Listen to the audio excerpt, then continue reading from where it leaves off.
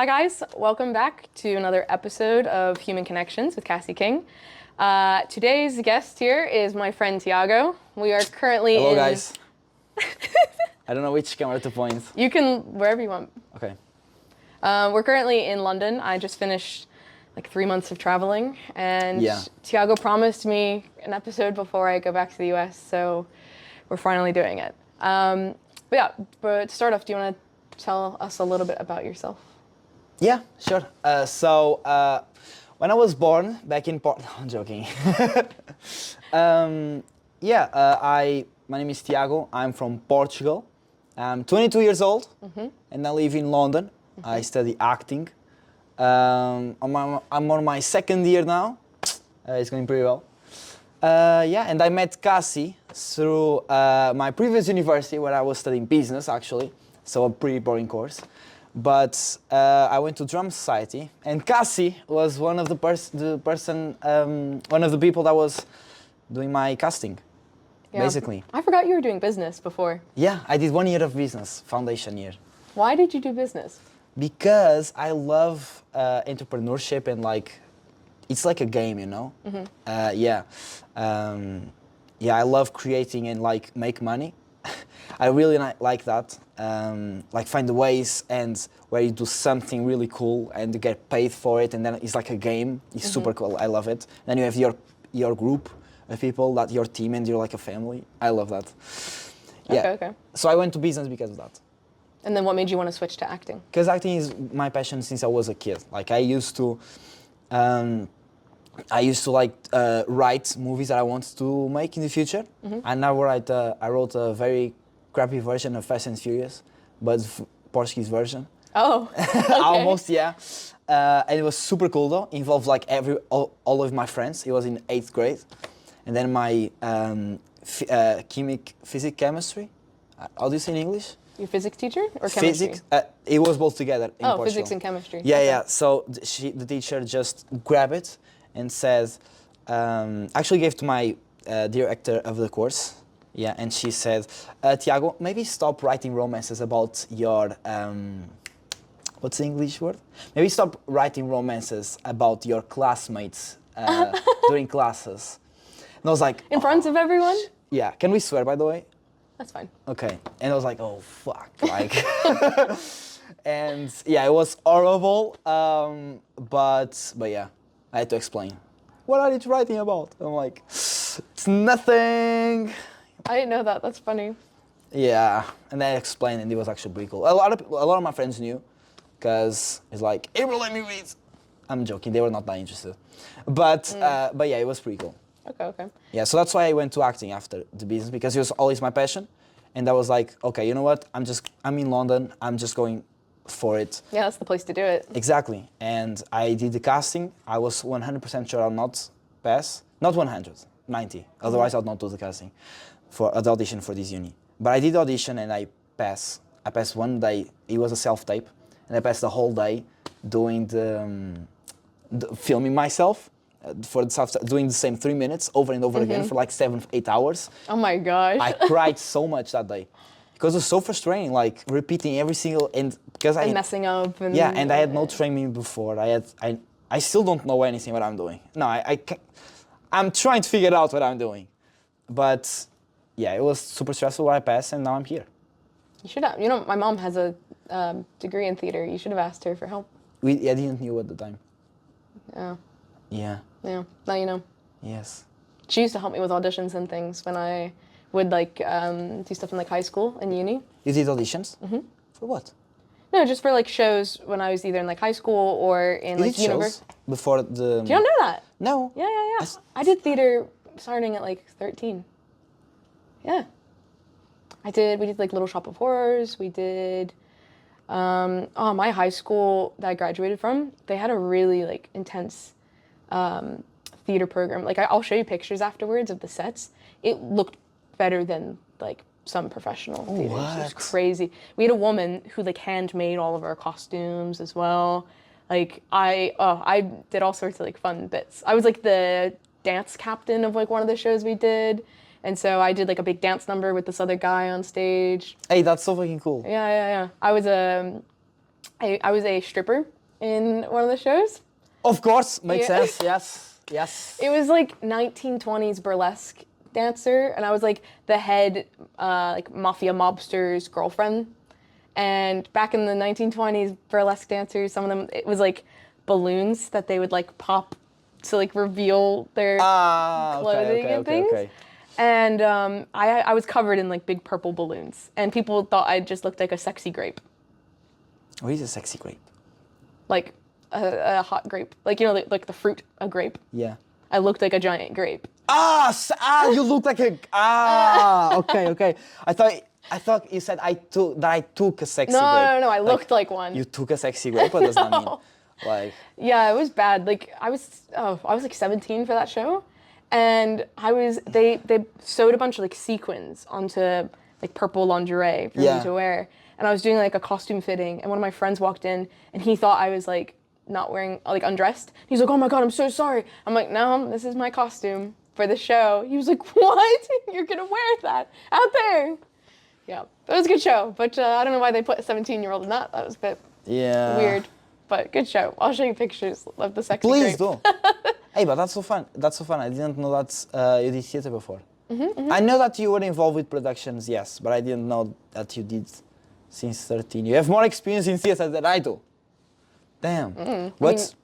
No, go ahead. I was about to ask, what made you stop doing theater? Like, was that something that you actually like loved? I loved it, but more as a hobby. It was never Okay. something I wanted to like pursue professionally. I didn't think, one, I had the like talent or commitment to do it full time. Like I know it's so hardcore to do theater professionally, but it's something I would consider doing like smaller parts, like in my local theater, or like even just working backstage, because I love doing it. It's just, I know it's so cutthroat and really difficult to do. It's like your main career. And plus, like I love like art and psychology more than theater. But you probably didn't know this either. Like, do you know like majors and minors in the U.S.? So, how do I explain this? In the U.S., like you're doing an acting course. That's like your studies. That's your main thing. In the U.S., we'd call that your major. That's your course. But you can also do what's called a minor along at like the same time, where you take basically like half the classes of of that course, and you get it's like on your transcript, like on your degree, that you basically studied the topic enough to have what's called a minor, but you don't have like a whole degree in it. And can you take a minor with a major?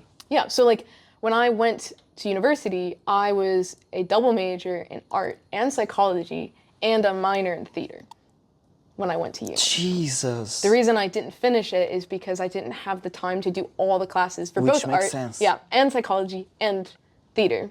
But for the theater minor, for example, like my psychology major or art major, it was like probably 11 or 12 classes that I had to take for that major over the 4 years, but the theater minor was 5 classes. And I finished like 2 of them. And my advisor, he was like, "You don't have enough time unless you want to like do an extra semester or take summer classes more." And I was like, "I love it, but it's not that much. Yeah, it's not worth it." No, to not me. that much, but yeah. Yeah, but I did a playwriting class. With what? Playwriting, so like script writing. Oh. We had to write like a play as our big final project. So that's what I did, and I did like a seamstress class, so I learned how to like make costumes and stuff. And then I ended up working in the costume shop at the uni.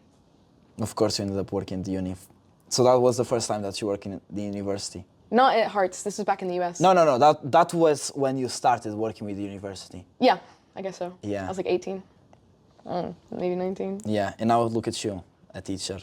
Not now, right? No, not anymore. Yeah, I'm done with that. Ugh. Yeah. Anyways, back to you. No, but that's super interesting. Damn, props. I I didn't know that. I see you as a. No, not I see you as. I could see you as a theater kid. I was a theater kid. Yeah, full on. Yeah. Yeah, high school. I did band, art, and theater. And so. That's so. What did you play? Do you not know any of this? No. The instruments, I think we already talked about it. What do you think I play? I think it was something like. No, it was like. Oh no! You just said you played 10 years of piano. No, but that wasn't in band. You don't play piano in band. Yeah, of course not. Because I did like marching band. I Yeah. played flute. Yeah, I knew it That's was. like this. Yeah, but when I say Not- it's like A woodwind instrument. woodwind. Yes, woodwind maybe. It's like something that you breathe. Yeah. You use your air to play. But I also played in percussion. So I had like a big bass drum. Hey, that's fucking awesome. It hurt my back. But story for another time. Yeah. I had to go to physical therapy. Oh damn. Yeah. But anyways, that was Cassie's high school tales. Yeah. So did doing theater at like the uni, like with us, was that part of why you wanted to switch to acting? Or not really? So I came here to UK to do business first, and the goal was I'm gonna do business, the course 3 years plus foundation, so 4 total, and throughout the course I'm gonna create something. I don't know what it was, but I want to just create stuff. It didn't matter if it failed or not. Just want to create like some type of company or agency. Yeah, and I'm gonna start putting my feet into the film industry. So I started working. It's not working. I was part of the crew as a runner in a few shorts. In a few was two. Was 2 short films like students in university. Okay, that's cool. Arts. Yeah, and it was super fun, super stressful though, and I think I was super inexperienced, and it was really painful to not be in front of the camera. I was like, Wow. it was super painful. It really was like, I want to be there, but like, I can't be there. Like, how am I like? I want to, but I don't know how it's gonna happen. But yeah, I'm gonna just be part of crews of short films, and then eventually, I don't know what's gonna happen.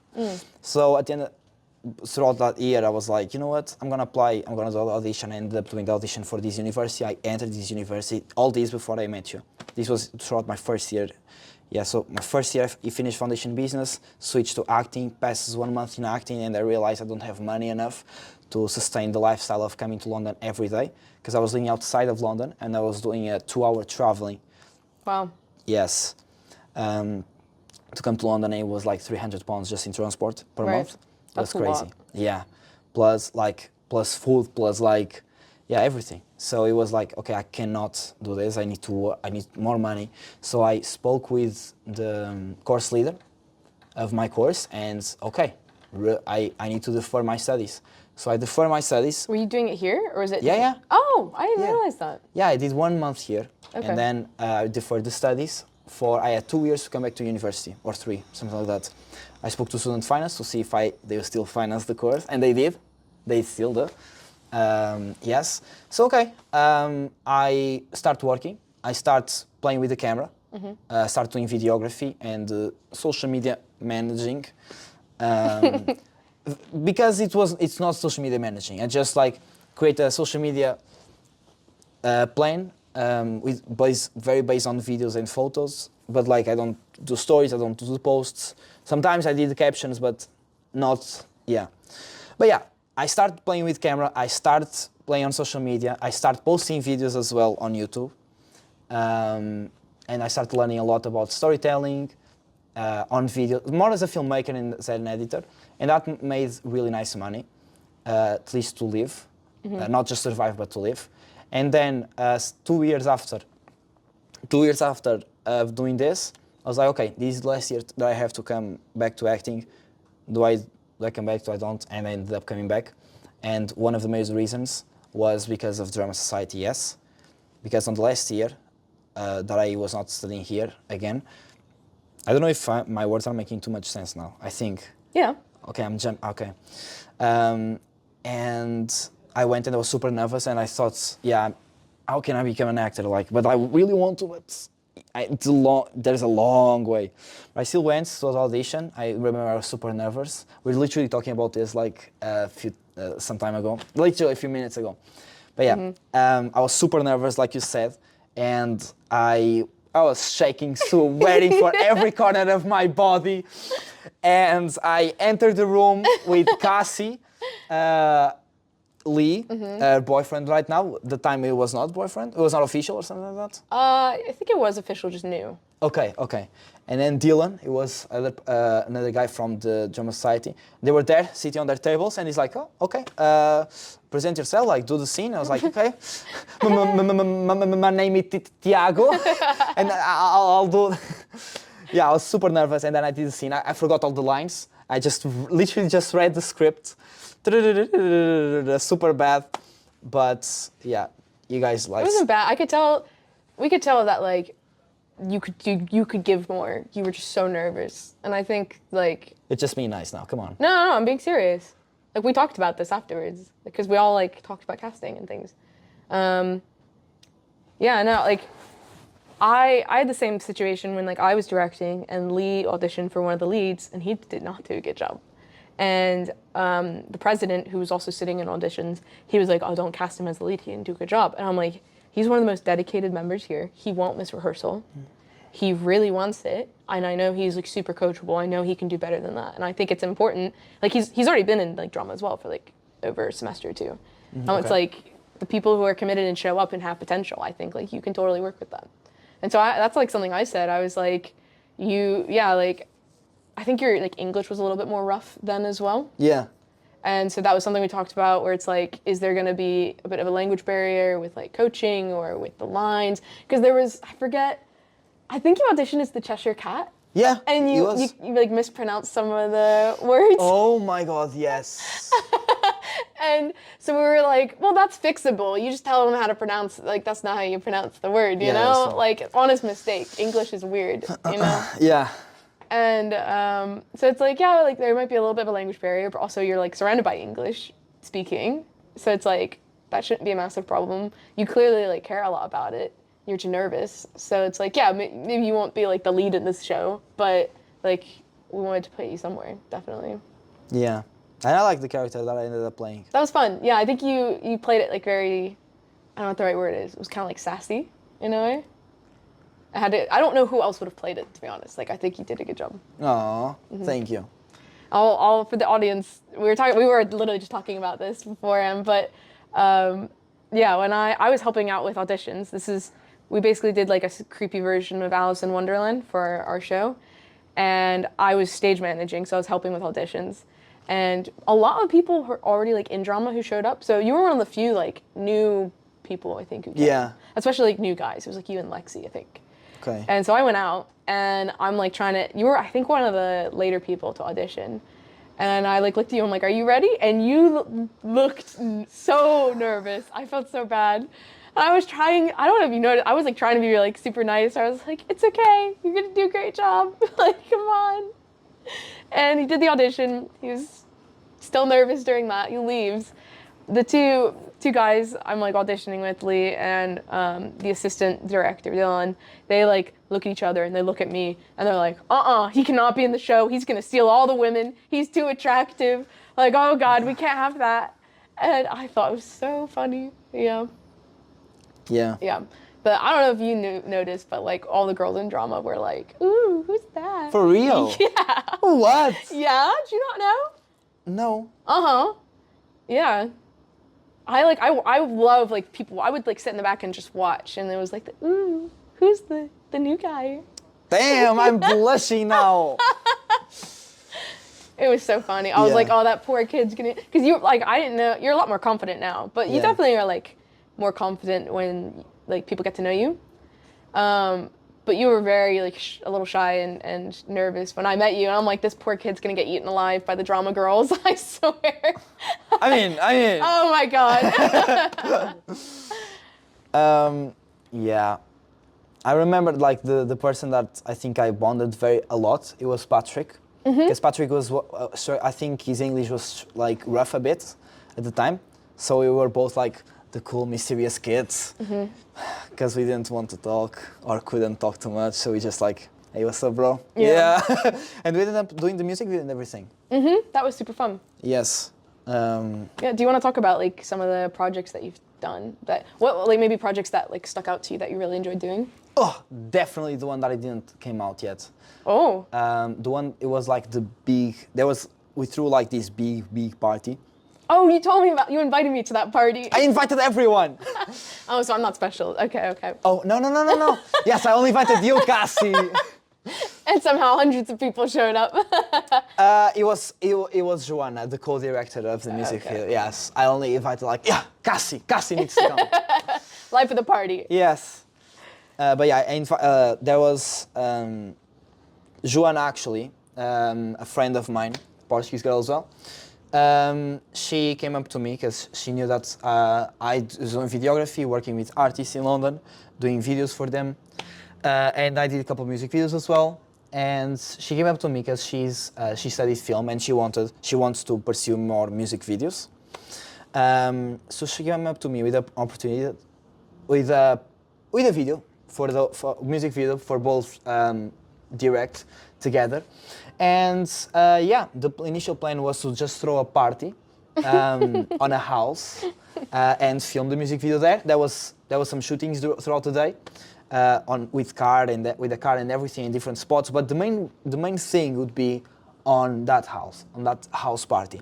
So we invited okay, we need the house full, so let's invite everyone we know.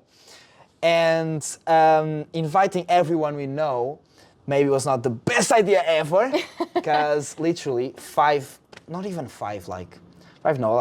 minutes after people actually start arriving, because in the beginning, completely empty. Mm-hmm. There was no people there. And me and Joanna are looking to the artists like, stressed out. Val, we need to find a solution, bro. People need to come. Right. So I start messaging people again, like, hey, are you still coming? Da, da, da. And it's like, yeah, I'm coming, bro. Just buying drinks, or yeah, I'm coming a bit late. Da, da, da. Bro, when people start coming, they start coming. Hey, yeah, bro, the house was completely full of people. And until 15 minutes, it was full. And 15 minutes after people started arriving, the person that had the house receives a call from their landlord. Oh my gosh. Listen, the neighbors are calling. They already called the police. I want everyone out of my house now. And the guy is like, okay, guys, everyone out now. And me, Joanna, and the artist, Val, we were like, hell no, no.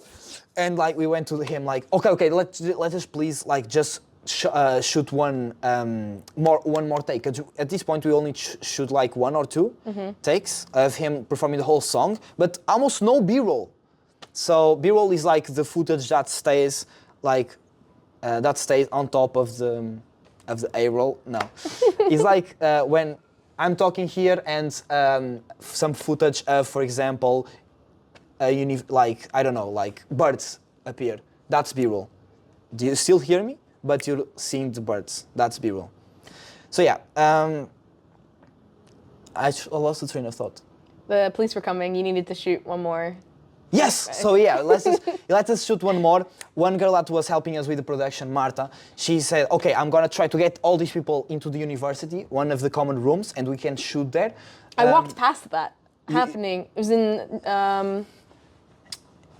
I forget what common room it was near Bellingham. Was it Bellingham common room? I think so, yes. Yeah. Because I was in the library working on work, and Tiago was like, "Oh, come!" And it's I'm an old lady now. It's almost midnight, and I'm like, I'm not a big fan of wall-to-wall people, and I knew that's what it was gonna be. And so I'm like, maybe I'll stop by if I'm not too tired. But I was too tired, and I walked by everyone going into the common room and I think security was there and all that. Yeah. Anyway, sorry, continue. It's the chaos. Yeah, because when she left out the house, she called us again saying, bro, I don't see any floor in the street. Because not only people were inside the house, as in most people could not enter the house. Oh my god. So most people were actually outside without trying to enter. So we had to move all these people out of the house to another random freaking spot in the university to try to film the video and make this work, because this will be the main event of the music video. And we shoot the last shot, we moved all these people, we get all the equipment, me and Joanna, while they are going. We ran to the spot. Were you filming people run down the street? Yeah, and all this was filmed. Good. All this was filmed, and the video is already done. The artist, we already gave to the artist. The artist is just finding the best date to actually post the video, because labels and stuff. Right. But yeah, the final product shows everything because eventually we got kicked out of the university. Clear, of course, the security came and kicked us out. We started losing people throughout all this process, of course. Then we went out of the university to the middle of a roundabout and we put all the people there, or most of the people there, and we filmed there like cars passing, beeping, beep, beep, beep. And then eventually the police came again. They said, guys, come on, you cannot be here. But they were super chill about it. They said a few spots for us to go. I was like, okay, there's 2 spots. One in the parking lot of the university. They said we could film there. Other in Galleria. Galleria is like 20 minutes from where we were. And moving all this crowd to Galleria would be basically impossible. The Galleria is the main like shopping center in the town. Yeah. But the parking lot of the university was like 10 minutes from where we were. Right. So moving all these people to the parking lot was already a struggle. Most people were saying they would not come. Yeah, at that point they've already like moved around like 2 or 3 times. Yeah. Like, and of course I don't blame them. It was like the party started like 3 hours ago. The party started, and all this just moving around. Yeah, but we filmed everything very chaotic. We eventually got kicked out again from the security. We go to the Galleria with like 20 people, and we do the final shot there. But I bet with all the locations and stuff, it looks really cool. It looks freaking amazing. We had like 4 or 5 different cameras filming. Wow. Yeah. That's so cool. Yeah. It was really, really amazing. Okay. You're gonna send me that when it comes out. That's cool. 100%. Okay. Yeah. Okay. So is it like a local artist or who's? Val is he performed a bit in the university in the Ella House. And he's upcoming artist, so he's starting now. He's not starting now. He's been making music for the last 3 years, but he just doesn't post because he's working on his craft. So this will be his first release. Wow, so he wanted that's to cool. put. There was a lot of weight on this project, so me and Joanna, I think we were able to freestyle it throughout the shooting a lot. Because of all this that we were not counting, we had specific shots and sequences planned for the house party that we couldn't get. But we got all this, and we filmed the police, we filmed dialogues, we filmed the security. Like it was crazy, but it was really good. Wow. Okay. So if he gets big, that might be like your big claim to fame potentially as well. Let's see. Yeah, you never know. Yeah, but I stopped that now. Now it's just acting. So Shine. so you're not working on like any projects with that because you're too busy with the acting course. I stopped that so I can focus only on acting training. Okay. What's your dream job or goal with acting? Is it like film or theater or commercial? Like what's your interest?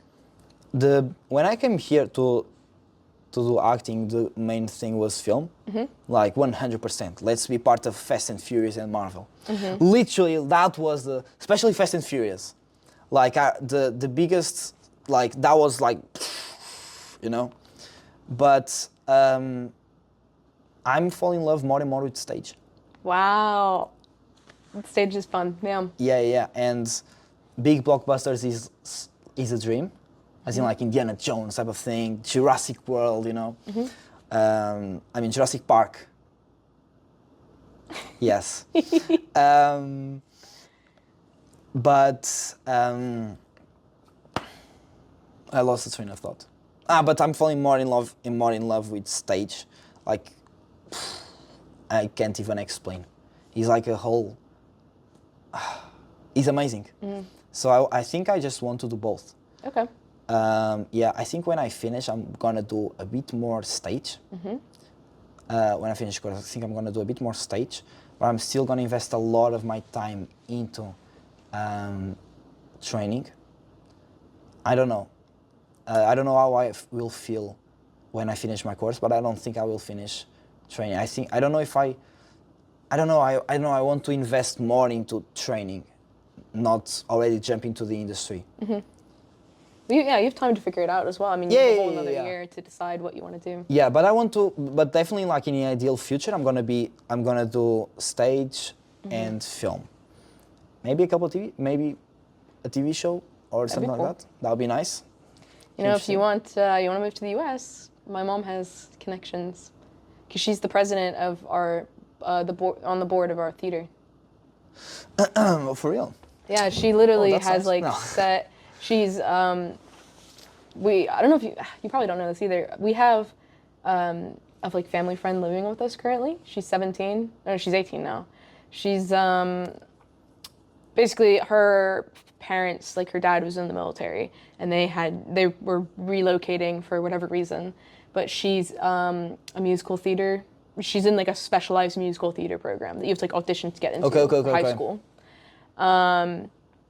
And she really wanted to finish that program out because the equivalent out to where they moved was like not as good. And so basically my parents have like taken her in, and she's been living at our house the past like year and a half. And so she's about to finish high school with the program, and she's now like looking at unis for like musical theater and acting and things.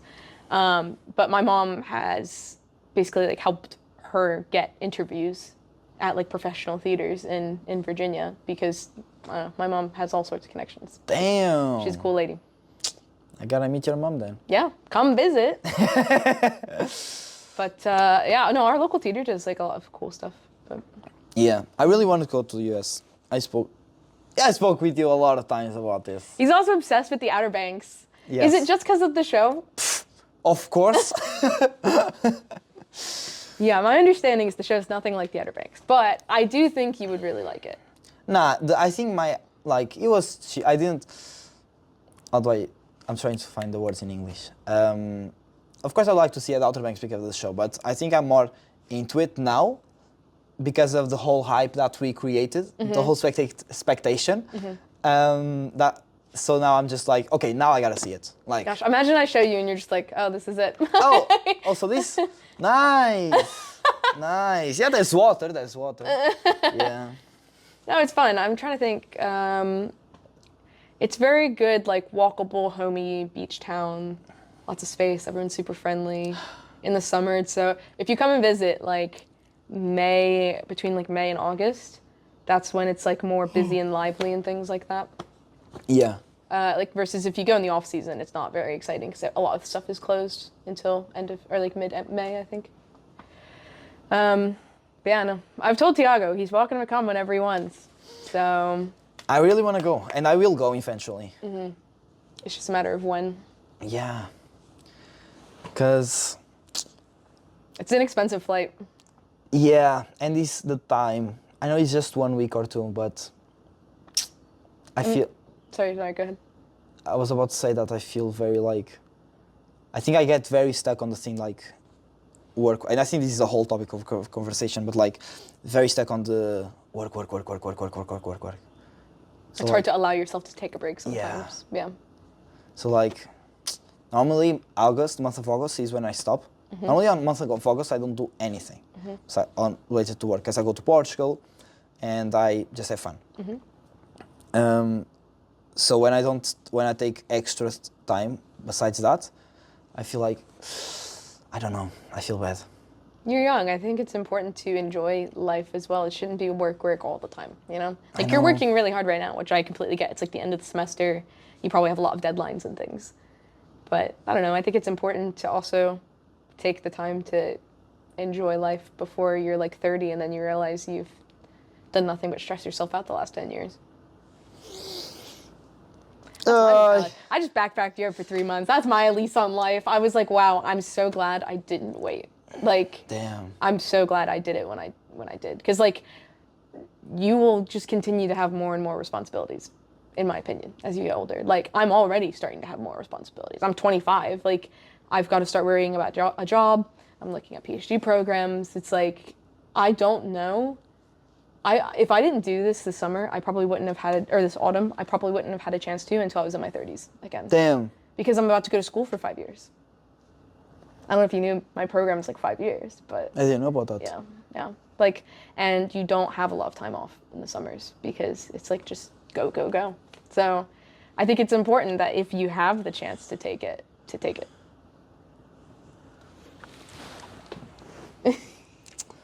You just created a whole identity crisis now. I'm sorry. You don't have to take my advice. That's just my 2 cents coming from someone who's like a couple years ahead of you. Yeah. And has I think, a similar... The knowledge and experience and wisdom that you should follow, Tiago.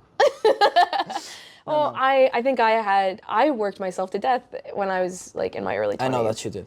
Like, I did 2 degrees at the same time. I was going on average... 2 degrees and a half at the same time. I guess, yeah. I mean, I I took summer classes. I took extra classes in this. I paid to take an extra class in the semester as well, and things like that.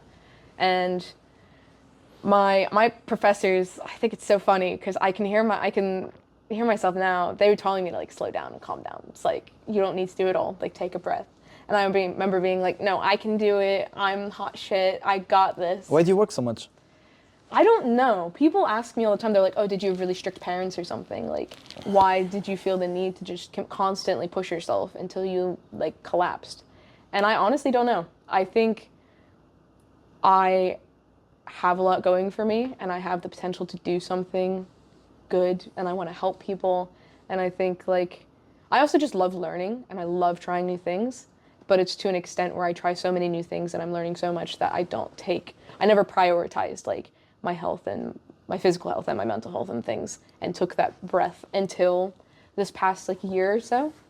And I think it's really important to do that or you're like, it will just catch up to you and then you're not going to be happy. Because I feel like at some point, it just feels like you're chasing a never-ending goal.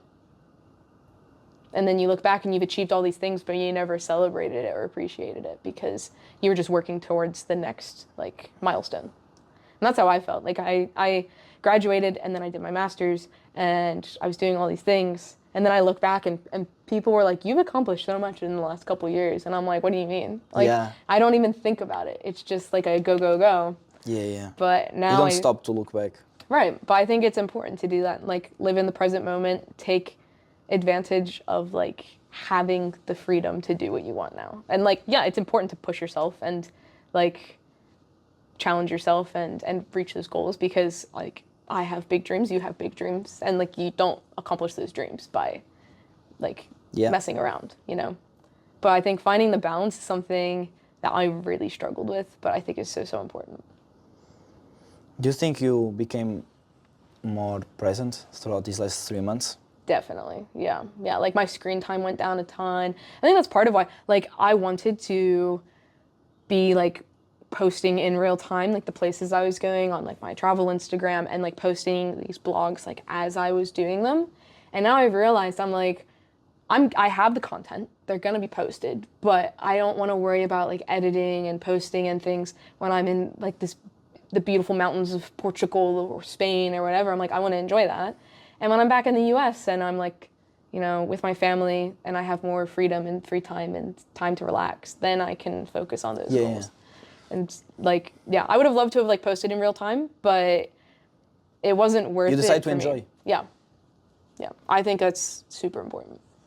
So I would say if like, obviously I know that like traveling is expensive and things like that, but if you can afford to do so, I would say you would absolutely like not regret traveling to the US or like anywhere else, you know?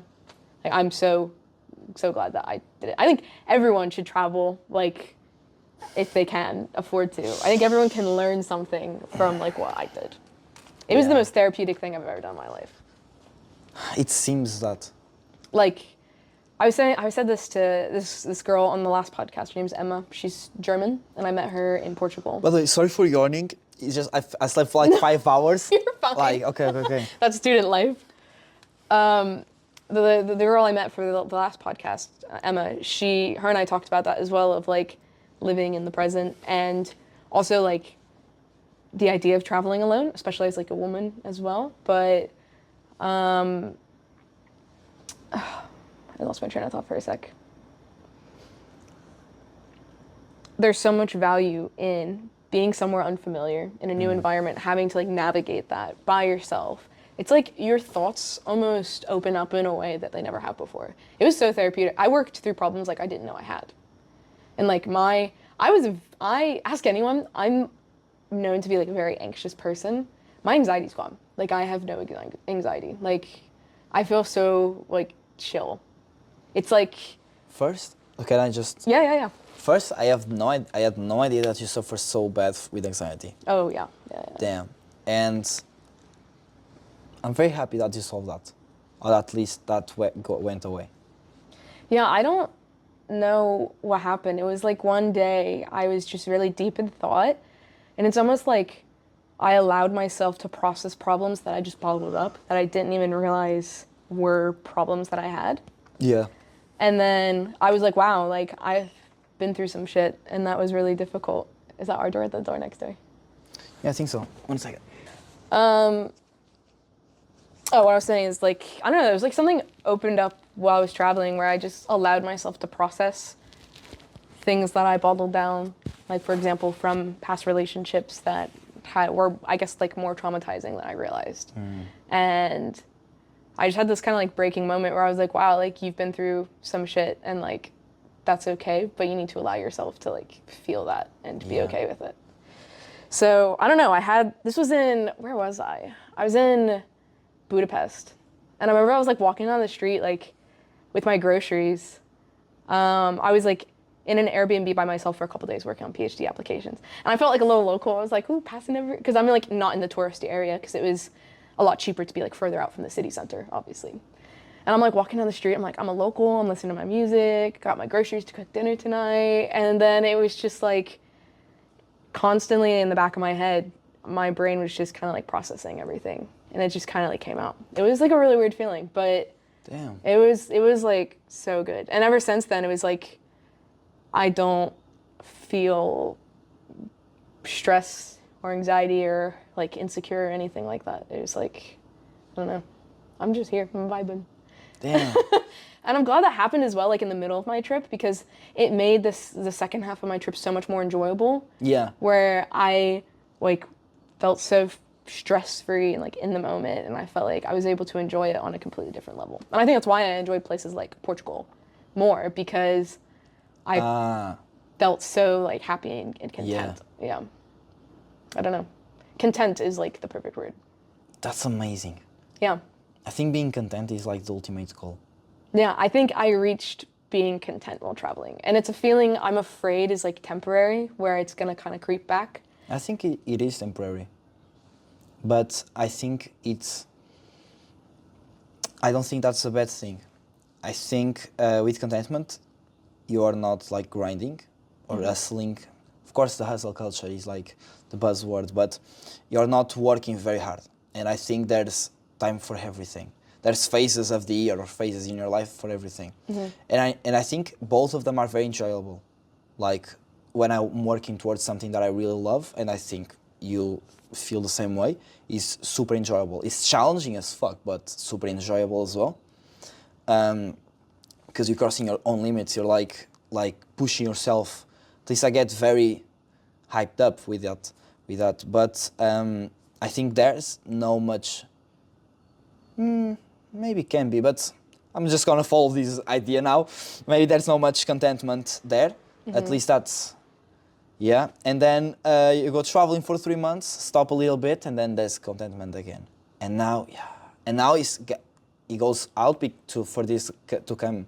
I don't know if this makes much sense, but for me it is making a lot of sense. So you think there's like phases of contentment versus like ambition? I don't know. I think so. Yes. Yes. Ambition. Yes. Is that the word you're looking for? Yeah. Yeah. There's phases of content and then phases of ambition. Of course, like one will not destroy the other, but I think one will be more like prominent. Prominent than the other in specific phases, and I think both of them have their place. So yeah. I think now that I've had kind of super content and also super ambitious, and I hope that like moving forward, I'm nervous like if let's say I get into a PhD and I go do that, it's really hardcore, like it's 5 years dedicating your life to this thing, but I'm worried that I will lose the contentness, I guess. Like traveling, I had these moments where I was just like, maybe I just shouldn't do my PhD and I should just drop out and like move to Portugal and be an artist or something. But like that was a serious like thought. Damn. And I talked to my brother about it as well. And I needed someone to like ground me in reality kind of thing. Whoa, what do you mean ground you in reality? Because I think my sibling, particularly my older brother, he knows me like very well. He and I are very similar. Like, don't ground you in reality. No, well, I think I talked to him about it and he was like, that would be super cool. And I think you'd be happy for a bit.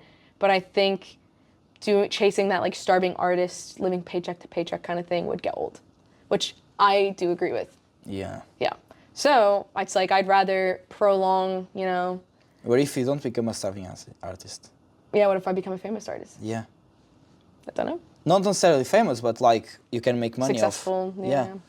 Like, can you take your PhD like 2 years from today? Like, can I start it 2 years later? Yes. Or no? I mean, I guess I know I can definitely defer for like a year in a lot of programs, but my concern is as well, this is like, my issue is I'm 25. PhD is like 5 years. Let's say I start it, I'd be starting it as I'm turning 26, and I'd be like 30, 31 when I graduated. Yeah. And I also want to have kids and have a family and all these other things, and I feel like I can't run around and like do all that if I'm not super, super serious about it. If it means it's going to prolong, like, might make me, not able to have kids, for example, because I'd get too old or something like that. It's 1 year. I know. You're gonna live until 90. Like, no, like, you're gonna No, live I know. until 80, 90. Yeah. And at least you'd... I don't want to be a bad influence, but I'm gonna be a bad influence. Okay, go on. No, I don't know. Of course, it's a very personal decision. This is a take of someone that has no context. Like, yeah. So take it as it is. Yeah, but like, I don't know. It'd be like a year that, and at least you'd not have that in the back of your head anymore, even if it didn't work. Because it would be an experience.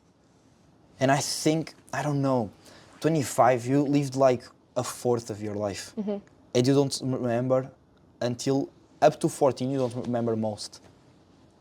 Like, so you lived, 10 years with full memories? So whatever you lived now, multiply that by 8 then, 10 years. Like, you're gonna live a lot. And now it's probably one of the, as you said, one of the times of your life where the responsibilities are basically, like, are at the lowest that will be compared to the future.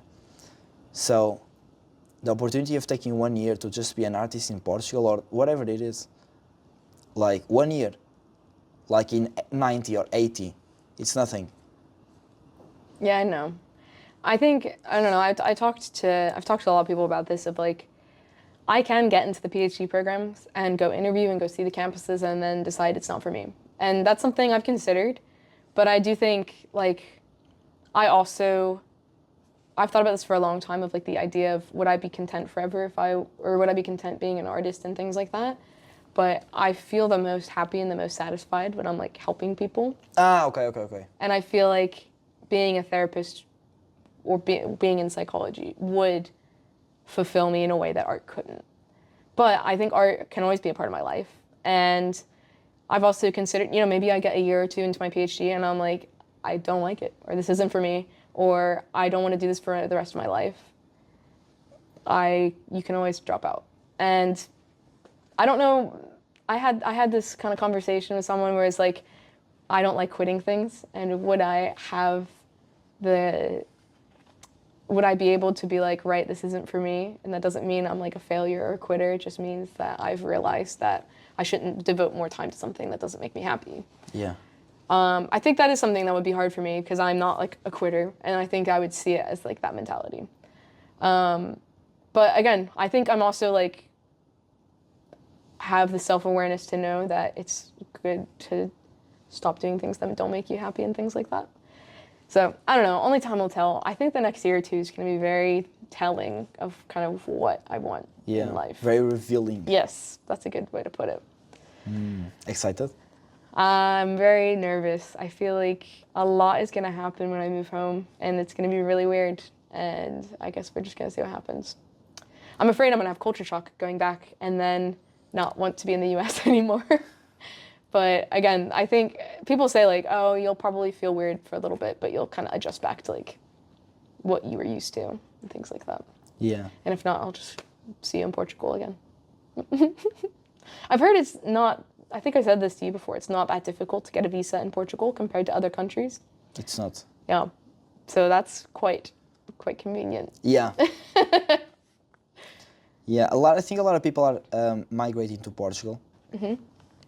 Now, especially, I might be wrong here, but this is the idea that my parents at least have given me, that a lot of people from not development countries, I don't know if that translates, because in Portuguese we say like that, there's development countries and developed and developing, yeah. Like, developing, yeah, okay. And developing countries are coming to Portugal for a better life and not better life, but at least more opportunities, because it's easy. It's easier to get in Portugal. So yeah. I met a lot of Brazilians. Portugal has the doors open for you, Cassie. Yeah, okay. Yes. Yeah, I met a lot of Brazilians and they were very unhappy in Portugal, and also like they didn't have the language barrier as well. Yeah, and unhappy, yeah. Yeah. Yeah, that's why I correct myself, like better opportunities, not better life. Right, right. Yeah, because better life would be probably at home in their own countries, if they could get opportunities. Yeah, and I speak here for myself as well, because I came to UK 4 years ago, and I miss home, man. Like, it'd be nice to have all these opportunities that I have here, everything, but there. So you don't think you have the same opportunities would be in Portugal? Definitely not. So there's not like a strong acting and kind of film scene in Portugal? There is, but no, not as strong as here. Okay. Here is a crazy, like, this is crazy. In Portugal, it's nothing like that. My experience in acting is very small. I'm very inexperienced. I only had 2 years of training all my life. Most people of my course do acting like since kids. Really? Yeah. Wow, that's probably intimidating. It was before, but since I decided to go full on acting and stop doing the videography stuff, it's just challenging. It's like, okay, they have these advantages, like it was the time that I put into it, or whatever. I have other advantages. I'm a very sensitive guy, which, yeah, I think I'm very... I think I like to think that I'm very empathetic to a certain degree. So, and I think that's all stuff that I can use. I think I can do cool stuff with my body as well. No, but it's very useful for acting. And so I'm gonna use everything that I know that I naturally, not talented, but like more confidence on it, let's put it like that.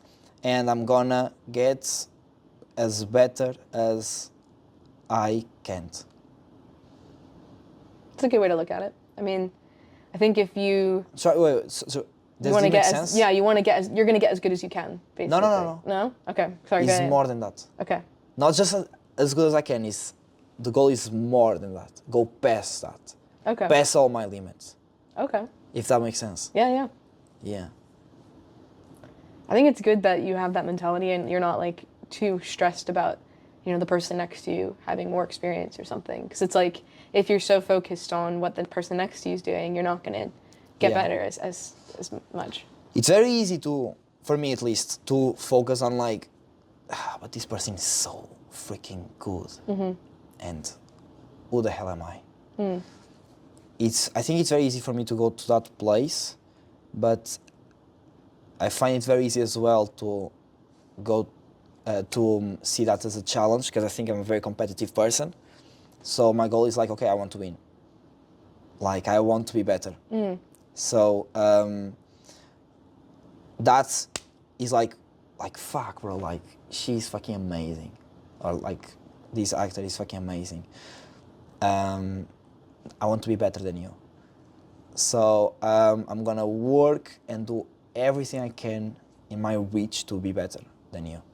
So it probably helps you being around really talented people, because it's somewhere to build towards and things, and you probably learn from them and things. Exactly. I want to work with people that are way better than me, because that motivates me to be better than you. And if I want to be better, like, if the bar is super high, then you know what I mean? Yeah, because of course, even if you are working with people that are not way better than you, um, like you can see examples like in television or whatever, like, oh, you have this role model, you want to get better than him, because I have that as well. But I think if you are working with someone regularly that is way better than you, or surrounded by people that are way better than you, it's easier, because every day, every single minute that you are here, you're surrounded by people that are remembering you, that you're not good enough. Oh. No, not put it that way, but you know what I mean, like. Yeah. Yeah, and the more that I work, the more I prove to myself, like, yeah, it's attainable. Yeah, like I will get there. It's just a matter of time. Yeah, and I love the journey of becoming that. I don't love. Before, I think it was very like the blockbusters. As I said before, Fast and Furious, like boom, bro. Fast and Furious was my thing when I was a kid. I loved Brian, Paul Walker. He was like my idol growing up. Like, I loved him, and so yeah, big blockbusters was the thing. I think that's a very common, like, actor dream. I think. It's like all film students want to be like big directors. Yeah, And then you yeah, do I the think course so, and yeah. you're like, oh, I want to be an editor or a sound designer or something. Yeah, like yeah, that. yeah. I think that's yeah. But now I just want to do acting and make a living out of it. Like really, really make money. Of course, I want to make really nice money.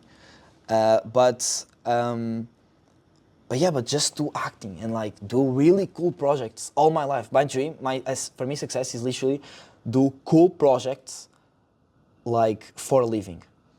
It doesn't matter if it's acting, by the way. It can be like an expedition with National Geographic to the Amazon forest, just to, I don't know, study like a plant or a bird or like a cool animal. I don't know. That would be freaking amazing. Yeah. So yeah, just do cool projects for a living. That's my success. That's success for me. My success is helping people for a living. Like, it doesn't matter if That's it's... so noble. I don't know, I just... Look at you. It's not even like... I don't even see it as noble. It's just the thing that makes me happiest. Is like, it doesn't matter if it's through as a therapist or volunteering, because I did a lot of volunteer work and things when I was in uni. But I'm the happiest when other people are happy, I guess, or like helping others, or feeling like I made a difference or something. I don't really see it as noble. I don't know. People say that. Why do you want to help people?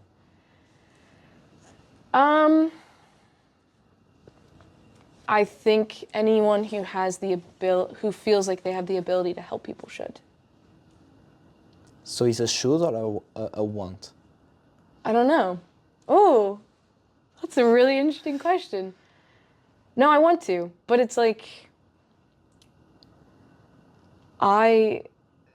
there's this like feeling I get when I help someone, or when I know I made a difference, that like is unmatched. Like I can't even compare it to anything else. It's like my favorite feeling in the world, when I've done something or helped someone or even like talked to someone and I can tell that it made a difference.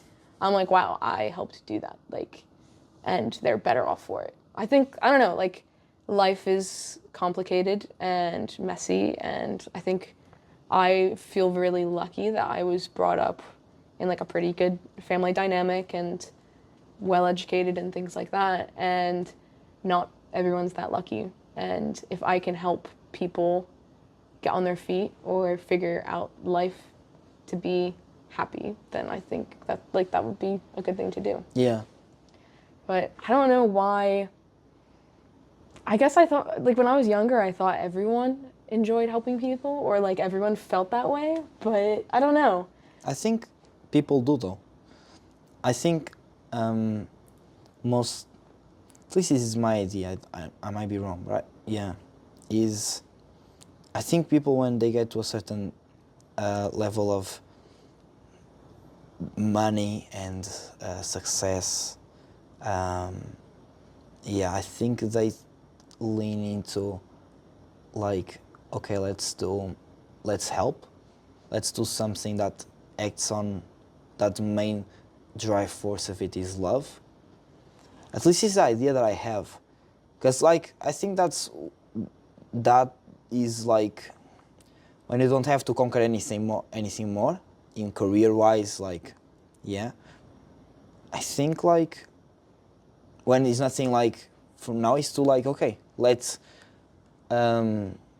get people with me, or like let's try to create cool stuff for help people. I don't know. I don't know if I'm making much sense, but I see that way. I see that everyone loves to help, even the worst people. I don't know. I don't See, know. I I don't don't know know if I about see it that. like that. I don't know. But I just know that like I enjoy doing it, and there's nothing that has made me happier than like giving back to other people. Like there was the most vivid memory I like have of this is I was like probably 19, and I was a part of a club at my university. It's like a social or service fraternity. It's called Alpha Phi Omega. It's like, yeah, you wouldn't know what this means, but it's basically a like service organization on like club. And the whole thing is that we do projects to like give back to the community. And one of the big projects we did was we would build houses for the homeless. So it was like materials and things that were donated. And then we were the manpower, and we'd go out for like 8 hours on a Saturday or something and just build all day. And I remember I was working on this house with a couple of my friends through the club. And the house we were working on was like almost done. And the family was like coming to see it that day. But we just were doing like the final like screwing in light bulbs, sweeping up, making sure it was like nice and presentable and clean for them. And I remember like the family coming, and a priest came and like blessed the house, and the family was like so emotional. You okay? That's very nice, and I think that shows how beautiful you are as a person. By the way, I don't even see it that way. It's like, I don't know. I loved helping them, and like that was the start of their life. yeah, and they were super happy. Yeah. Something else I've found, by the way, since traveling is my emotions are like so surface level. It's really annoying. I think that's very good. No, it's annoying because I'll just like start crying when I'm like not even that sad. It's like okay. I just feel like very deeply. I don't know. Because I think it's because you're content. I think it's because you're like at ease. Like What, you think people who are content like feel their emotions more easily? Yeah, because they're not trying to run. You just feel they're just at the present. So you express way more. It's annoying. I think it's really nice. I don't know. I think it's annoying when you're like just trying to like talk about something emotional. And you're talking. Yeah. And you're expressing the most raw way possible. And Yeah. I think that's amazing. Do you know how many people would love to feel like that? Like a lot of people don't feel. So the fact that you feel That's a really interesting point. is beautiful, is amazing. That's the point of living. Okay, so that's another point then, I guess. Like, I want people to feel. I think that's important. You made me feel now. Well, I wish I could feel without like showing it, I guess, you know? Why?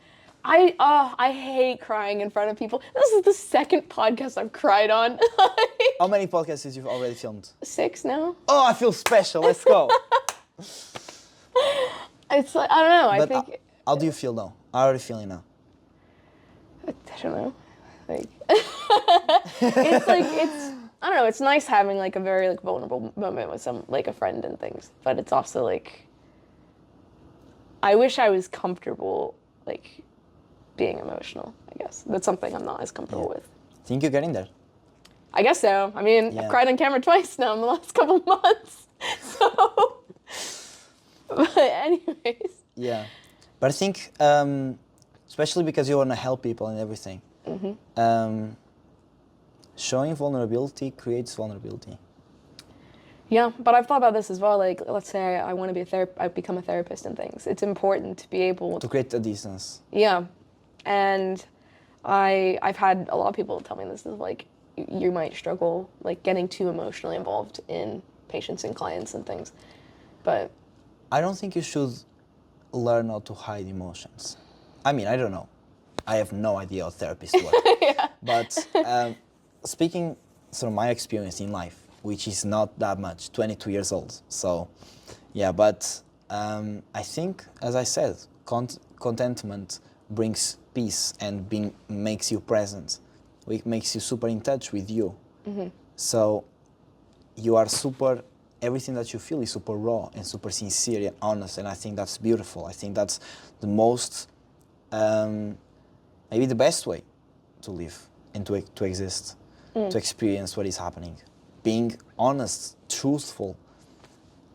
So if you want to hide that away to help people, I think, I don't know about that. I know, it's hard. Maybe, I think you can still do what you like, but find other ways to help people. I don't know. Just throwing ideas. Yeah. But I don't know. I think that state is beautiful. Yeah. Go traveling, then you'll reach contentment, I guess. Actually, I'm very positive that I will. Mm-hmm. I think I just struggle a lot with stopping.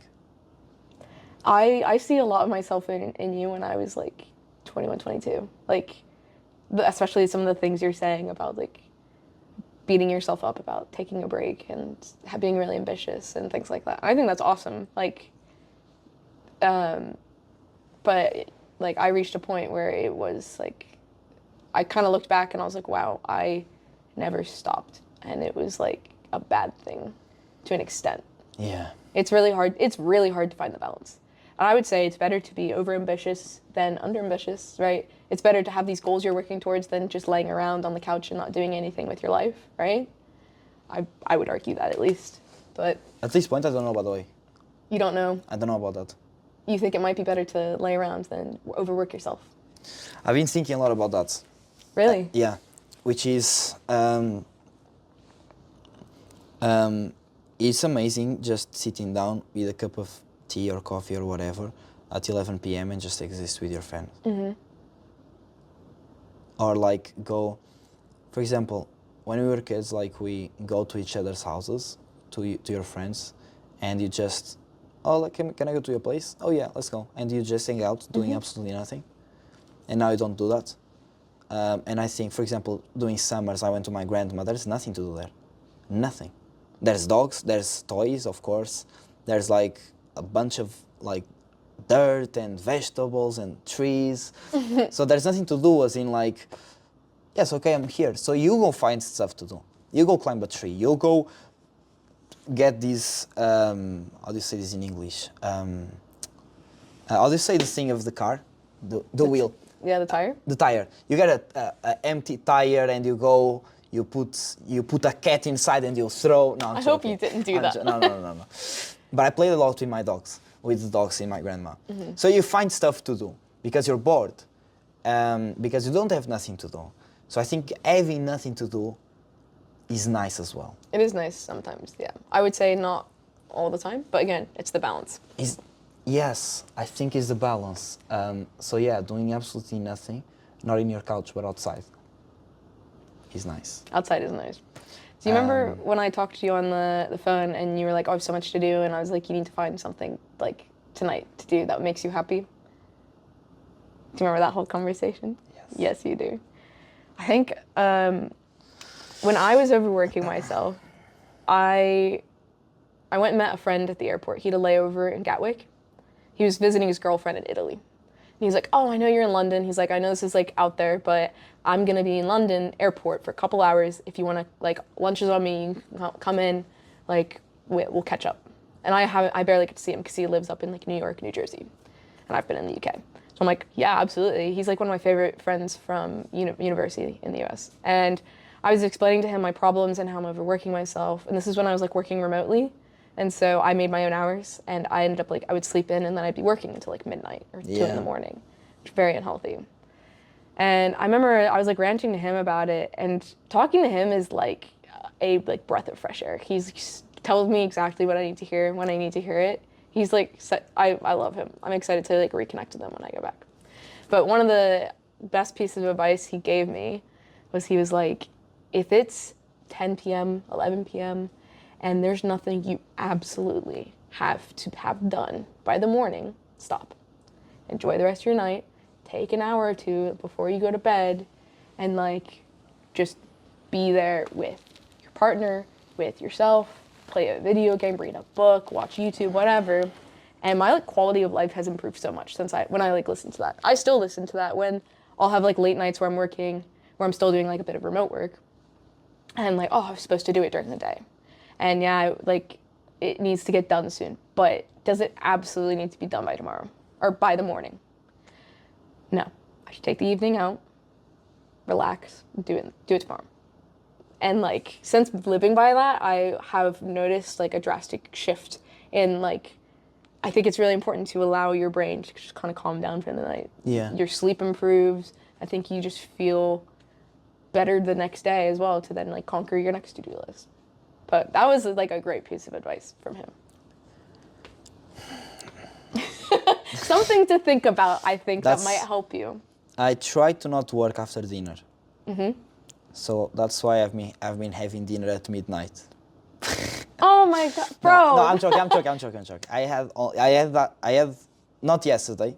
Actually, it was yesterday. Yes, I had at midnight or 11:30 or something like that. Because I pop in Adderall around 8 or something, and then I went to work. To work as in I started working on the scene that I want to present for today, and I didn't have to add the scene because I already work on that scene so much, but there was a few stuff that I was missing, and I was presenting the scene today, and it's the first time that I'm presenting this scene, and I know this scene is super hard, and I've seen my classmates doing very good work with it, so I really wanted to be really good, so I was like, yeah, okay, I'm gonna work a bit on the scene. That's why I took a focus pill. Is a ADHD pill, by the way, guys. You're diagnosed, for the record. It's not like you're... Yeah, this is prescribed. And I work on the scene for a couple of hours, and then I slept 5 hours. Yeah, but yeah, I should take that advice as well. It helps me a lot. I know it's hard when you're doing a really like time-consuming course, and especially with something creative where it's not like a paper where you write it and you're done. It's like you can always be practicing. Exactly. And it's like you're. They say. Sorry for interrupting. No, you're good. My teacher says you're an athlete of the heart, as an actor, because you need to train your ability to tap into that emotion or to that state and get out. Tap in, get out, get out. And you have to, it's like a muscle. You need to be able to do that, so that you need to train this agility of getting in and getting out. And I see it like as an athlete. And I'm been trying to treat myself as an athlete. But athletes need rest too. I know. So that's why I bought a smartwatch to control, because I like feedback. As in like, I've been controlling all my money from January until now, the exact expenses, income, everything, where the money comes from, where it goes, what's the percentage, what's the net of this month, how everything is going. I have graphs and everything. I like to control those stuff. So I was like, okay, because it's like you're gamifying, like saving, basically. So let's gamify sleeping. So okay, I bought a smartwatch, like cheap, like 30 pounds or something, and it controls the hours and gives me a graph, and then it analyzes how much deep sleep I have, light sleep, and REM, and gives me the hours I slept, all of that, and then gives me like data on that, basically. What's it been telling you? So basically, I have I'm sleep deprived, because I slept very little. Clearly, I'm being able to sleep more, by the way, since I got the smartwatch, because every morning I see, like, okay, I sleep 6 hours and a half, and I was asleep, okay, should be more, let's sleep more. So yeah, but the main thing that it told me is I have a very strong deep sleep. I have a high percentage of deep sleep, more than it should. That means you're sleep deprived. that shows that I'm sleep deprived, because on deep sleep you rest a lot. From what I know, I've been doing some research on that, but it can be wrong. But from what I know is deep sleep, you rest is when you rest more.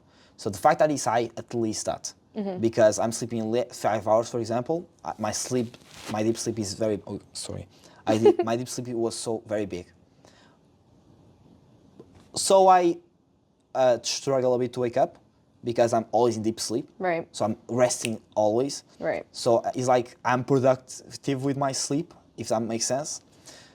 But that shows that my body just, I think, my interpretation of this is like my body understood, okay, I have this little amount of hours to sleep, so I need to make the most of it. That's why when you sleep, you go deep so fast, and you stay there for so long. So yeah, I don't know where I was going with this. You were tracking your sleep to be healthier. Yes, because of the athletes. Yeah. And the food and stuff. But the food I've been failing a lot with that. It's hard when you're a student and things. You've got a lot going on. Diet is something, and like food intake is something I've only been able to prioritize like this past year when I'm like not been a student. Yeah. It's a lot of work. It's hard to balance of like what's important, because you know it's hard to do everything. You can't be a straight A student, get 8 hours of sleep, watch your diet, like watch your sleep cycle, watch this, watch that. Work. Like, yeah, to get your work done, have hobbies, like I feel like you can't do it all at the same time unless you have an absolutely amazing time management, your course isn't that time consuming and all that stuff. But it's like, so you need to pick and choose to an extent. But I would say prioritizing your health to some extent, whether it's, or I would say in your case, probably sleep. Sleep is the most important thing right now for me. Is the most important thing, because I know when I sleep, I can be way more present in the work that I do here in university. Way more sociable. I'm able to speak a lot. My charisma shines way more. No, but Of course. Not when I say charisma, is like I can actually. I'm very shy. I think. No, I'm shy, but I'm very extroverted. So I like to speak with people. Yes, I've noticed. Yeah. So when I sleep, I'm able to speak with people. Not able, but like, you know what I mean? No, and yeah, you're more like, present and you're able to like have more deep conversations. Yeah, and I have way more if you're- energy. Yeah, makes sense. Yes, and when I don't sleep, it affects me a lot, Right. even when in my body and mind. So I need to, important. yeah, it's super important. It's coming. I mean, I'm not the role model to follow. I was getting like 4 hours of sleep at night when I was in uni. Oh my God, yeah. I had an intervention by my like roommates. They're my like flatmates. They were like, "You're not sleeping enough. Please, I'm begging you." I'm begging, Oh my begging you. Sorry. But yeah, I would say prioritizing sleep is important. That's only something I've learned to do in the last like year. But it'll shave years off your life. I know. I know I have. I'm not living to 100 anymore. I'm living to like 70 at this point. Like my caffeine intake and lack of sleep. Yeah. No. Yeah. I think you manifest things though. I'm manifesting things now. It's not manifesting, but I believe like you create a lot your reality. To a Yep. certain extent, bro, like, to a certain extent, 100% to a certain extent. But I believe like, if you behave and truly believe in specific things, I believe your brain makes it work for you. No, I agree with And you that. attract that as well. But of course, it depends on The mind the is a situation powerful you thing. are. But mind, I think, is very powerful. I agree. So yeah, I will never say that I'm gonna live less than 80 years or 90. Let's be 100. My great grandmother's about to turn 101. I think I'm super comfortable until 86. Yeah. 86 is like, definitely. Okay. Like, I know. You know for sure. 100%. 100%. I don't even doubt that. Okay. Yeah. And I know I'm gonna be an amazing grandfather. Super fun. Yeah. Okay. I know. I'm super excited for that. Actually, the fact that I know that being old is fun, At least I see being old as fun. It's like you're being a kid now, but you respect it. You know what I mean? Like now you're wise. Yeah. You're like a kid, but you're wise, and people like listen to you. So you can say the most nonsense things ever. They'll still be like, yeah, listen to me yapping.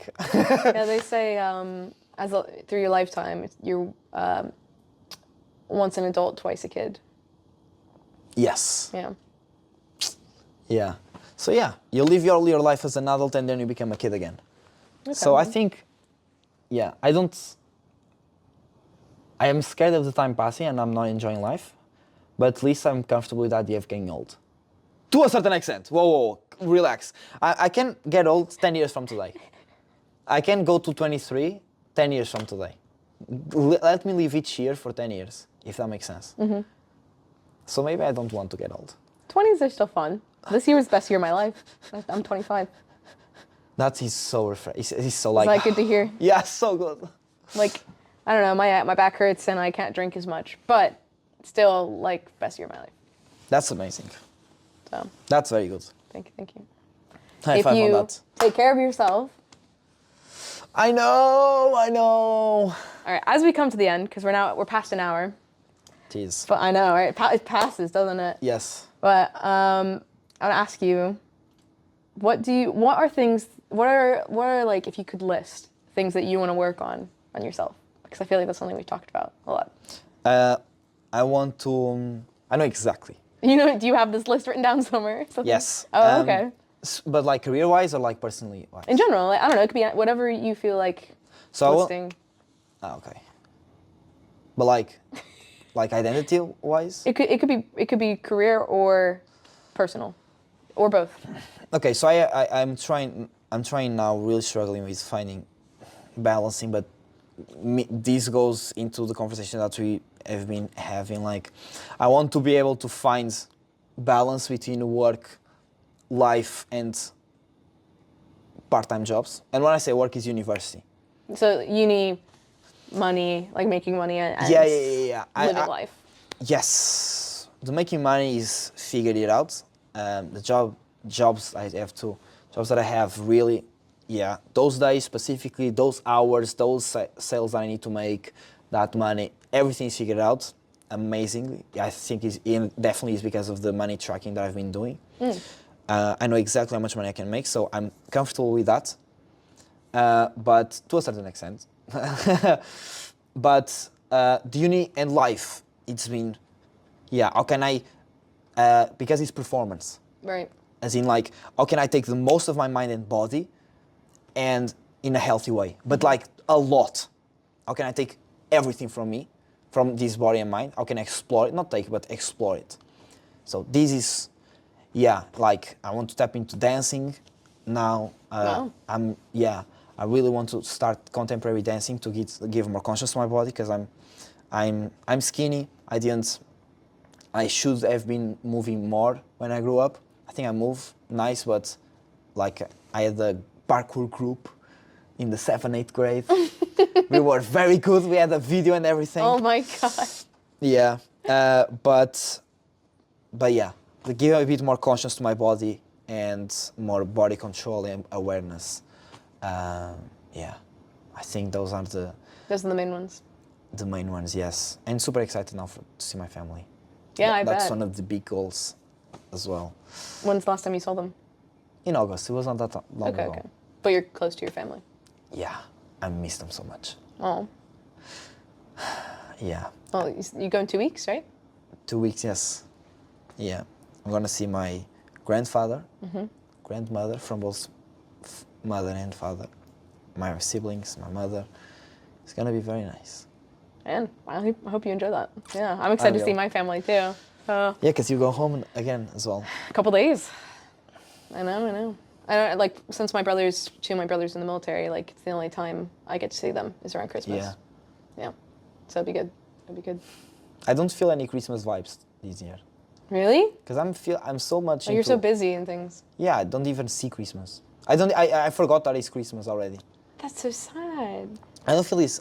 Yeah, it's a bit sad if you think about it, but Sorry. I don't feel sad about it. I don't feel sad because I know when I go home, Christmas will be everywhere. Yeah. Yeah, but now it's like, I'm okay. I'm super proud of my work. I'm super proud of what I've been doing.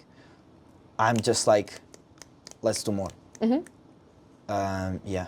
No, I think I mean, this is the time to kind of like grind out the schoolwork. You know, Yeah, it's the yeah, end of yeah. the semester. So hopefully you push through that and then you can For me, enjoy it some doesn't time. really matter what time of the semester is. It's just I want to take everything that I can from university and from the resources that university has and from the age that I have as well, from the environment that I'm in. So I'm just trying to learn as much as possible from my teachers, from my classmates, from the classes, everything that I can. I don't really care about assessments. I want to make the best for the assessments, but not because of the grade. I don't really care about the grade. You care about learning, not about the outcome. Exactly. No, that's a really healthy mentality. It sounds like you found the right, thing to pursue. Yeah. Hey, I never been so in love with something.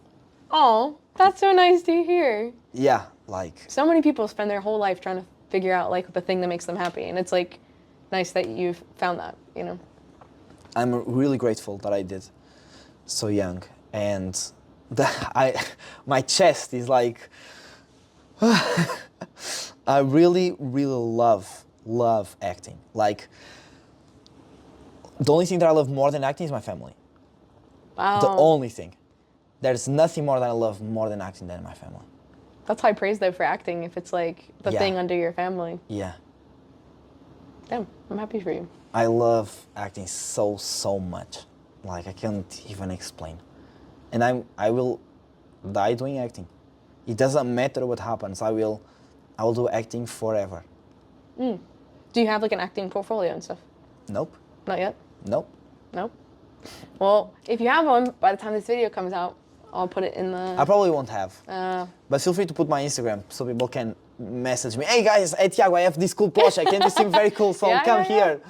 Yeah, because you still have like your film profile and things as well. Yeah, so at my film profile, I'm not really into doing film now.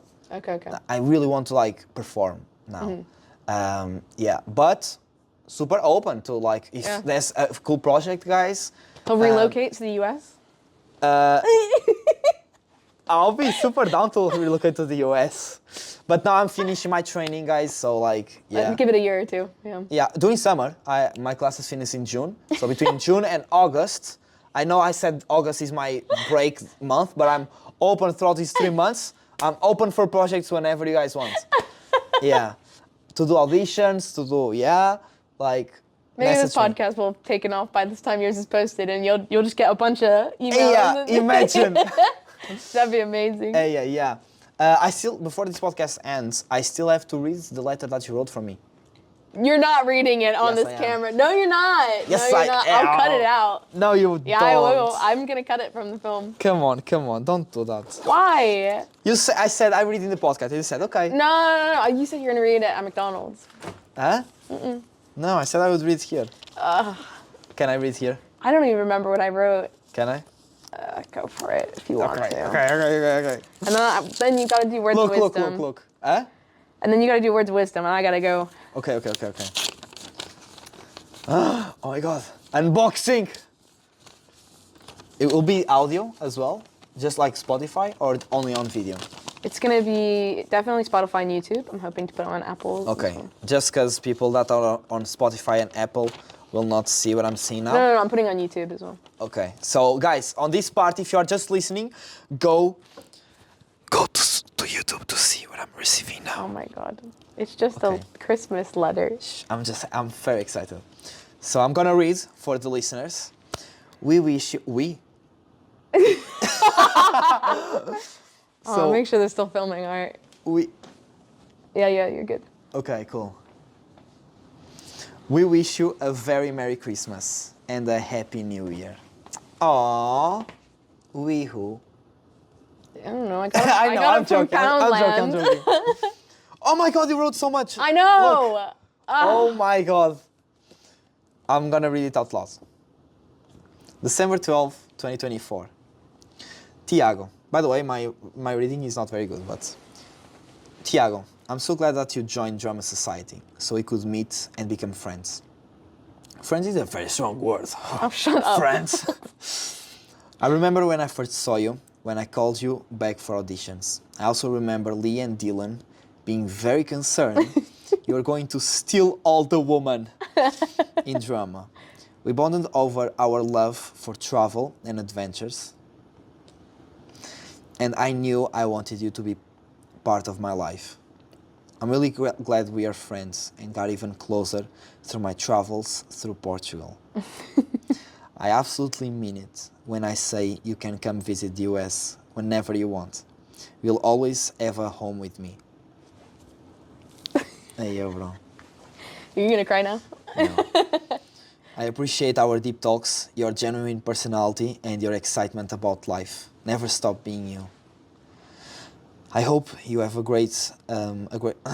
I hope you have a great holidays, and hopefully next time I'm in Portugal, you can show me around. Please stay in touch. Yeah, stay in touch and feel free to call whenever. Much love, Cassie. Smiley face. You had to read the smiley face too. Yes. Aww. I'm a notes person. I like letters and things. Thank you so much, Yeah, of Cassie. course. Hey, yeah, for real. You have to come visit next year. Hey, yeah, this means a lot. I don't know. I'm a big like letters and words person, so I like wanted to write some. So I have some for like Berkeley and Louis as well. Aww. But I don't know. Like I keep all the letters and stuff that people give me. I think they're. I don't. great. I burn them. Well, now I know what you're doing with that. All right. Keep you warm through the winter. Yes, yes. In the cold of UK. Yeah. Thank you. You're welcome. Truly. I'm glad you got to. Tiago had a quick story, and we'll get to the words of wisdom. But his housing got all screwed up over the summer when he was supposed to move in somewhere, and he ended up having to stay at my flat for like almost a week, like 5 days or something like that. Yeah. And honestly, it was really fun. Like he felt like such a burden. He was like, "Oh my God, I'm so sorry. I'm in your space." Of course. I loved it. It was so fun. Like It was. It was really fun. Well, besides you like disappearing and your phone dying, and we thought you had died at like 2 a.m. Yeah. Yeah, that was not fun. That happened. But like I don't know, it was nice like having you around to like just chat and things. Cause like I know you're not always good with your phone, but it was like nice. Yeah, calling you out, but I'll like text him like 4 times, and then I finally just give up and call him. And one point, the last message I sent you is, "Are you okay?" Because I hadn't heard from you in a while. Yeah. And then I gave that a couple days, and I'm like, I'm just gonna call, make sure he's not like dead in a ditch somewhere, just in case. Yeah. And I pick up, and you're like, "Bro, I'm so sorry. I'm so sorry." Cause I actually you have no idea the struggle. I know. Cause there's not even justification. It's like I get lost in life. I mean, I would much rather you like be present when we're like in person versus like glued to your phone when we're in person, but then like always answering your texts. You know what I mean? Yeah. Like I'd rather have you be present in person than present on your phone. So and I know like you typically like pick up when someone calls as long as you're not like in class or something. So yeah, calls I normally pick up almost every time. Only if I can't. That's why I say to people like, don't message me, call me. yeah. Because message is like, okay, I'll respond later. I'll respond in a bit. Let me just finish what I'm doing or like whatever. And then I never see the message again. I'm aware. But yeah, so now I know. I'll call you on WhatsApp if I want to get hold of you. Yes. About this, thank you so much. Honestly. Yeah, of course. I'm a words of affirmation person. I am too. Yes. So I'm very glad as well that I went to the Drama Society. Good. Honestly. And now you can call me and update me about your random acting and girl drama. Yes. I have some drama. I have some, how do you say? Drama? Gossip Yeah? to tell you. After the camera. Okay, maybe when the camera's on. Yeah. But we'll go to the words of wisdom. So I briefly explain it just in case it's like someone's first time watching this or whatever. But this is a book that I started doing like around New Year's. Sorry.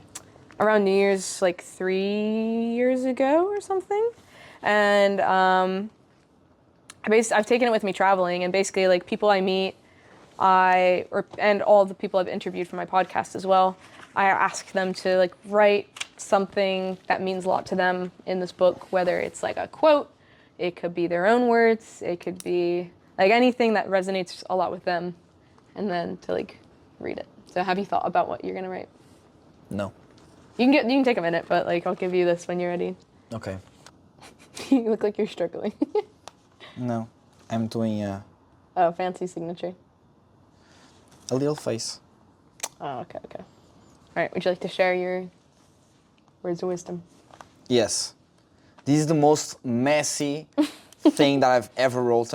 Mm-hmm. And yeah. So, it doesn't make much sense, but I'm just gonna say, I'm gonna stop talking. Okay, I'm gonna continue. Laugh, care, say yes. Don't half-ass it. Eat good food, have sex, love, take responsibility, explore, have fun, and finally make sure you do your best with what you have and know, because that's the only thing you can do. Go explore your city, make a nice breakfast, kiss, run, jump as high as you can. Don't stop, just go. Be cool, be wild, be emotional. Breathe, maybe stop once in a while. Do whatever makes your heart pump and your belly hurt. And when you make a decision, think, what would me from 5 years from today would have liked me to choose? Tiago Figueiredo. That's a good one. That was very poetic. I like that. Well, very poetic, yeah. Yeah. Yeah, that's That's mine. good. Thank you. Yeah, but I messed up here from What, 5. you wrote wrong? I forgot to put 5 years from today. Ah, okay. Yeah. A little insert.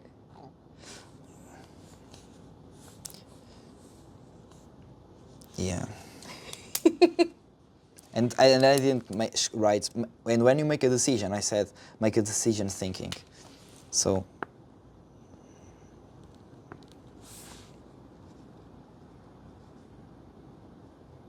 And when you make a decision,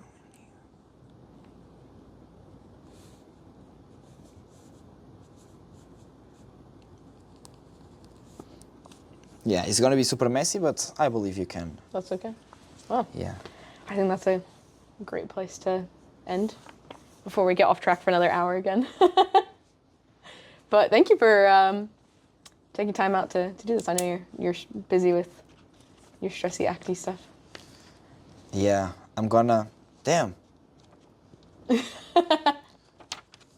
Can I write the other ones? You want to read the other ones? Yeah. This one is in Portuguese. Oh, yeah, they're from Porto. Yeah. But anyways, I think we'll wrap up the podcast here. But thank you so much. This is Tiago again. I'll plug his socials if you need an actor for anything. Yeah. He's your guy. Or just friend. Or friend. Yeah, I want friends in London, guys. I want more friends in London. But yeah, if you go to Porto or London, I'm the best guy to show you the city. I'm actually not. I'm the worst probably, but I swear I make nice jokes sometimes. Sometimes. Yeah, emphasis on the sometimes. Yeah. But cool. Yeah, that was Human Connections with Cassie King again. And thank you, Tiago, for joining us. Thank you for inviting me. And this is my last podcast in Europe for a while. I know. But we'll end there and I'll pause the cameras to save some storage. But All right. Bye, guys.